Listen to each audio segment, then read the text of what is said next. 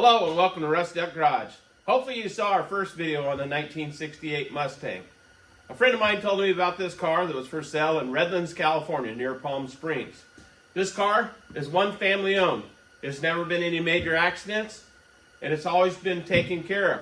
And of course the Southern California climate down there has kept this car rust free. Today we're going to work on the car and try to get it running. Going to do a compression check, going to pull the carburetor and check the carburetor, make sure there's no rust in it.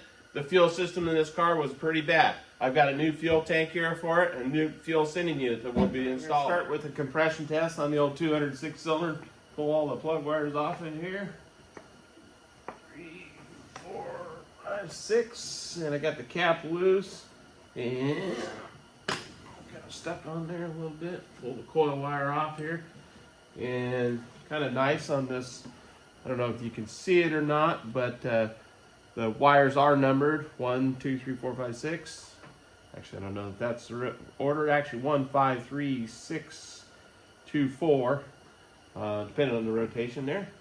But take a look at our cap. Oh, we do have some. I don't think you can see it there, but there is definitely some arcing going on in there. May want to replace that distributor cap there. It's not the best. Alright, so we'll pull the spark plugs out here, take a look at them, see what they look like. I got them ready to pull. There's number 6, looks pretty good. Number 5, looks not too bad. For a carbureted engine, number 4. Looked at these yet. Number 3, not too bad. Number 2. Little fuel valve, and number 1. Well, we got a problem there with number 1. You can see some pretty good oil buildup on there. We'll check, like I say, the compression, see where we're at there. One thing I did note on this car in the service records was that on this engine is they said they put a long block in this engine. Well, long block usually is a reman engine complete with the cylinder head. But on the same invoice, they said they ground the valves separately and put valve guide seals in there. So it does not appear to have come as a fully assembled long block. So not sure what to think about that, but it makes me wonder about the quality work that they did on the head when I see this, and it very possibly could be valve guide seals that are causing this.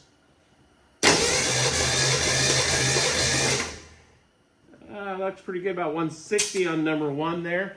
That's more than enough. I was expecting anywhere between 120 and 150, depending on the compression ratio, and I have not checked to see what the compression ratio of this engine is. Take a look at number 2 here. Wow, don't know what's going on there. 200, and kind of getting some funny spark knock sound.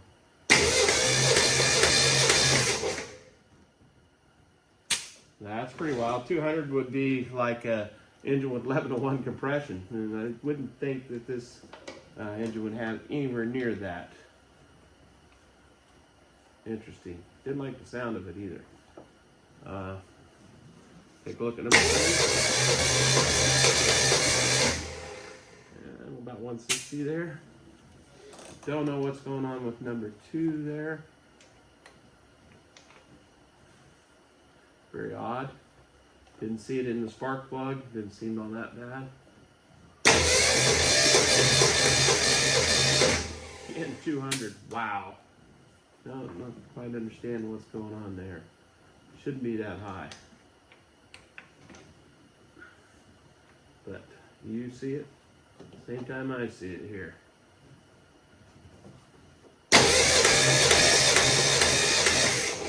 And again, 200. Wow. Close to it. Let's see what this last one looks like. So we're a little all over the board. None of them are low, that I would say.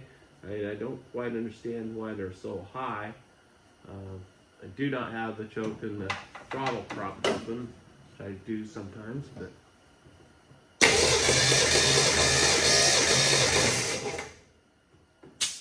crazy. Now let's take a look at number 1 once again, just for the heck of it.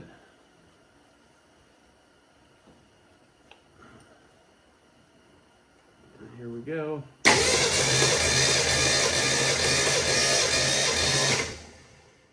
Well, we're going to have to look up and see what the compression ratio is on this engine. Maybe a lot higher than I think. They did, I see where they did machine the cylinder head. That might bump it up a little bit.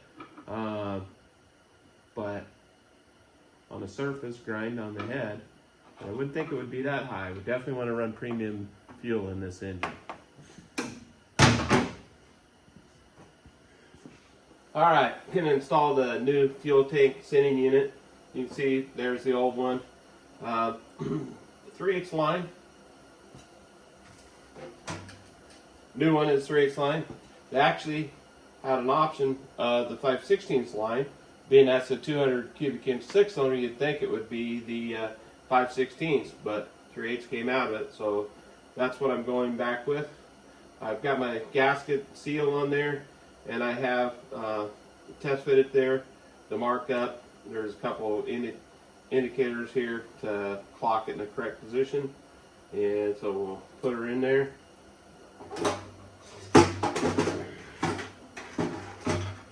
And we'll install the locking ring here. Did come with a new one.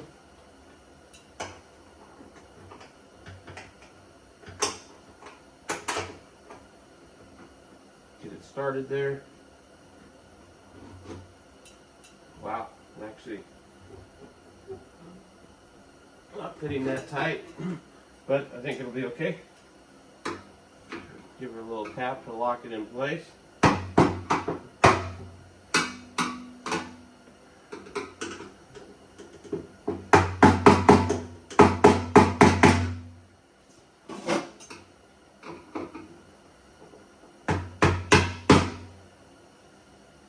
Okay, got it all ready. We'll install the tank down in there.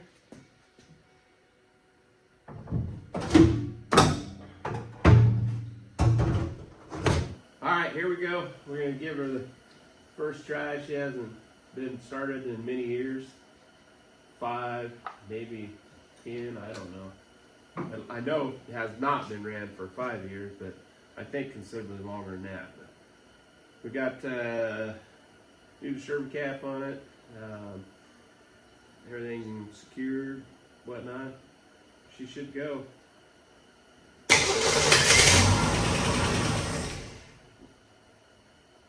It's not too bad so far.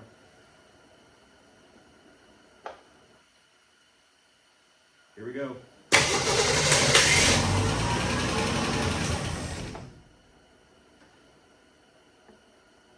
Should be getting some fuel up there pretty quick, you think?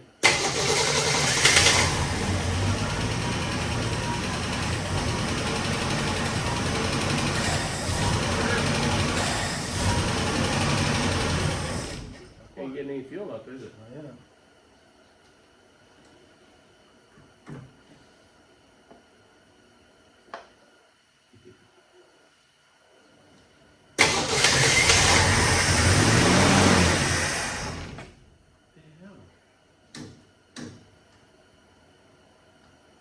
Try to go sometime like this.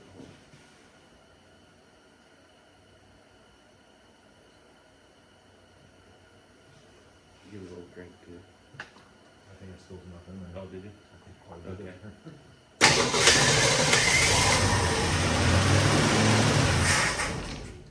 She's not getting any fuel.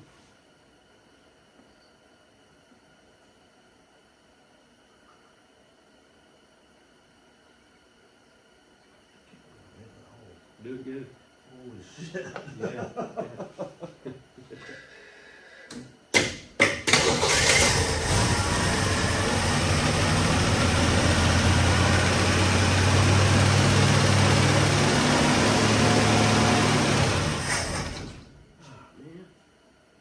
I think it just ran it all out. It's not getting anything up from the fuel tank. We should go. That fuel pump bad, you think?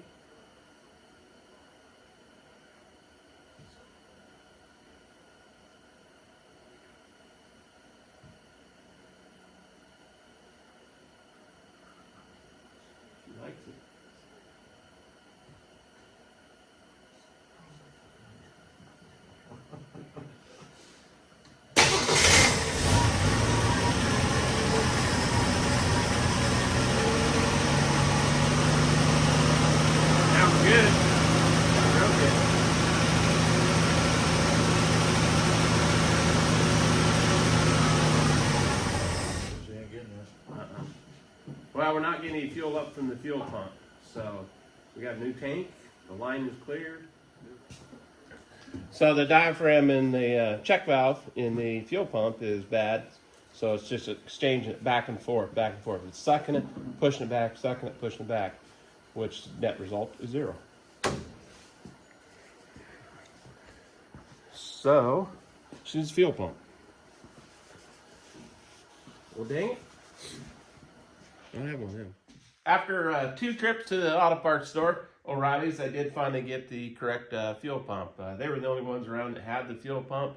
Drove to Salem, which is 30 miles each way. It gave me the wrong one the first time. I should have looked over a little closer myself, but she runs pretty good now.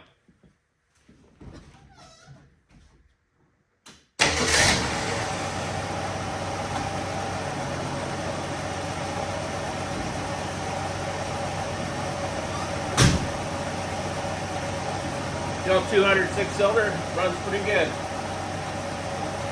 I was really surprised that the carburetor is in as good a shape as it is in. I didn't see any BD crud in there. I did pull out the needle seat, took a look at it, and everything looked good there. So we'll be taking her for a test drive. The car sat outside the last few nights, out in the rain, in the cold, and just pumped the gas a couple times, and she just fired up and runs really well. 206 cylinder with a 3-speed manual transmission, and the clutch in the car is fantastic. It works very smooth, no chatter, no issues there. The linkage shifts in the 3-speed very well.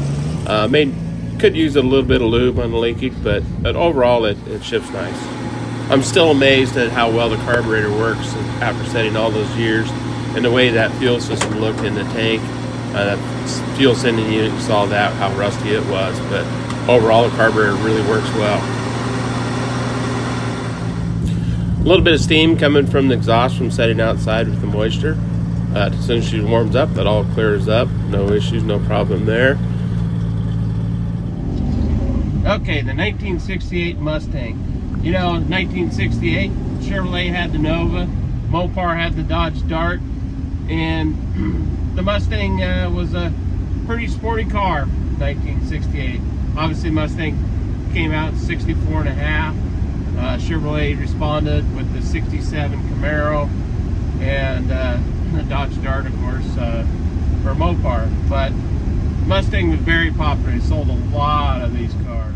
There's still a lot of them on the road, and you can find a lot of these projects pretty reasonable price, but it is hard to find one that is virtually rust-free like this one. A friend has a 68 Mustang he's doing right now that he picked up here a while back. And it's pretty rust-free too. Here in the Northwest, we're pretty lucky as far as rust because they don't salt the roads. They do salt the roads a little bit on special occasions on the state highways in Portland on the bridges and stuff, but not very much. It's got to be some pretty harsh weather, and we just don't get that much of it. So it's kind of nice. Our cars are pretty rust-free. Well, I hope you enjoyed this video of the Mustang. I will be doing a longer video in the future of taking this car on a road trip.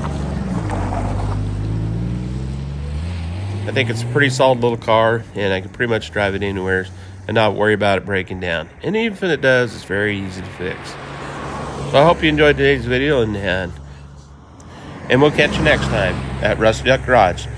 And don't forget to hit that like button. Thank you.